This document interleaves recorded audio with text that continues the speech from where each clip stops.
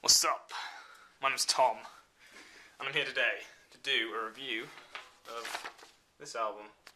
I've got some notes because I wanted to be professional. I was planning to do this as a track-by-track review. Don't know if that camera's up right. Hello. Yeah, I was going to do a track-by-track review of this album, but when I sat down to do it, I realised that a lot of the stuff I was saying was kind of me being biased, or the song not actually being as good as I said it was. I'll be doing a general overview of the album instead of just going through it track by track. The album I'll be reviewing today is The Raven That Refused to Sing, new Steven Wilson album. So the artist is Steven Wilson. I think it was released on K-Scope, and it was released like February this year, 26th I think. Depends where you live, I suppose. Anyways, this album is Steven Wilson's new solo attempt. He's had 3 albums so far, including this one. I think the first one was Insurgentes, which is personally my favourite, and then Grace for Drowning, which was a little bit different. And this one, which is even more different. It's a lot more of a proggy feel to it. A lot of people will like it if you like progressive rock, stuff like King Crimson. And also talking about King Crimson, this was actually recorded using the Mellotron that Robert Fripp used in the Court of the Crimson King. Holy shit, look, it's snowing outside. Wow, that's fucking ADHD right there. Anyone that likes prog will probably love this album. It's very jazzy as well. It's got a lot of jazz fusion going on. It's also got a lot of Steven Wilson's better vocals, in my opinion. If you like Porcupine Tree, you'll probably like more of Steven Wilson's kind of mellow-tone, I suppose, is not really the word, but they're kind of duller and they're more darker, sort of, with electronic shit done to the vocals over the top. I don't really know the term for it. Effects. And I think the album is kind of a lot different to both Insurgents and Grace for Drowning, so if you were a fan of those albums and you think this is going to be a bit of that, more of that, then you're probably wrong. This album's had a lot of mixed reviews, negative and positive. A lot more negative, from what I can tell. The Needle Drop reviewed this album and gave it a 6, I think, and everyone was having a go at him. I don't really care about it. I don't want to get onto that, but I don't know. A lot of people were saying it's a bit too influenced by 70s prog, or it's a bit less, it's too different from his usual stuff. Like, it doesn't really sound like Porcupine Tree too much. It doesn't really sound like Steven Wilson's previous stuff. And in my opinion, it actually sounds more like Opeth's 2011. Let me check Opeth's 2011. I think it is. Heritage, where they went off on a different tangent. And a lot of people loved it and it got great reviews, but a lot of people hated it because it wasn't the same and it was very jazzy prog influenced. And I should probably say that the members on this album are perfect. They're just... Marco on drums, he is insane. The stuff he's doing at the intro of Luminol, the offbeat kind of... so cool. I was just like, wow, I was just sitting there listening to it, I was just like, whoa, this is epic, you got this fucking crazy kind of syncopated shit going on. It was quite cool, I like that. And I think it's Theo, let me check if it is Theo. Theo Travis for flute, saxophone and clarinet. He does an amazing job of making this album sound a lot different.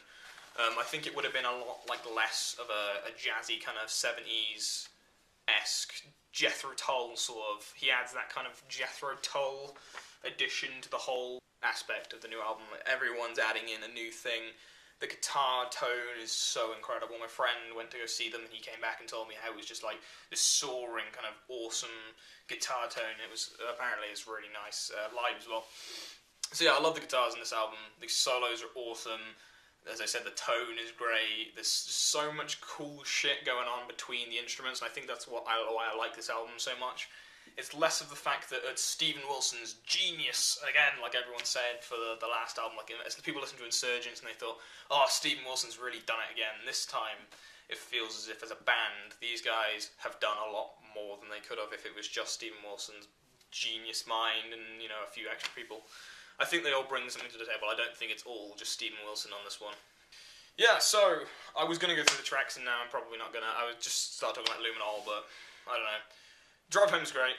Second track, Drive Home, is kind of a sadder sort of a sadder affair, but it builds up, and it's just fucking, the ending is just so epic, and yeah, that song's good. I don't really know what to talk about else, because it's quite short. It feels really out of place, almost. The Holy Drinker, my favourite. Actually, it's a toss-up between the Holy Drinker and the Watchmaker, but the Holy Drinker's up there. It's just like this long, just awesome instrumental jazzy kind of with Stephen Wilson's vocals over the top, and it just sounds so cool. It sounds like everything's just kind of blending really well between these guys, and I'm kind of not ashamed, sorry, I'm kind of annoyed that this isn't the Porcupine Tree songs. I love Porcupine Tree a lot more than Stephen Wilson's solo project, if I'm honest, and just the fact that this is just Stephen Wilson's new direction and not Porcupine Tree's new direction, because this is awesome. As I said about Opeth before the Heritage album, I think this song is a lot of that as well, the guitar stuff and the harmonies. It just reminds me, it kind of just set in my mind, I was going, is this still Stephen Wilson Porcupine Tree-esque, or is it Opeth now? We listen to Opeth Heritage, because it sounds a heck of a lot like it, if I'm honest. Right, Pin Drop. Ooh, Pin Drop. I don't really know what to say about Pin Drop. It's a bit weak. It's a short song, and it's just kind of meh.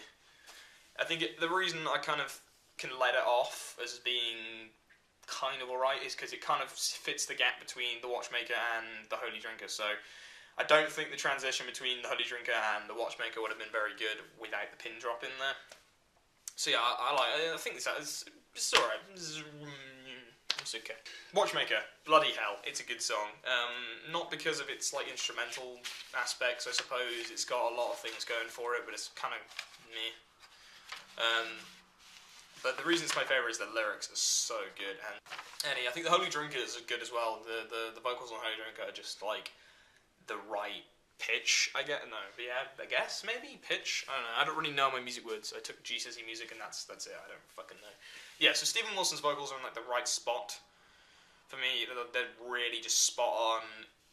I like them better than the Porcupine Tree vocals, like his vocals on the Porcupine Tree records, even though he does a lot of different things.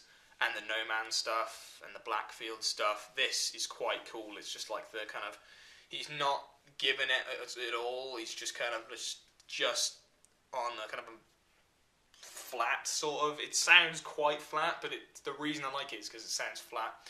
You can kind of get the lyrics across quite well. I don't know. I like them a lot, especially on the Watchmaker.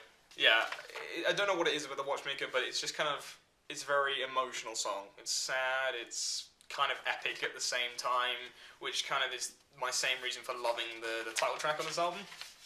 But the last song is The Raven That Refused to Sing, the title track on the album.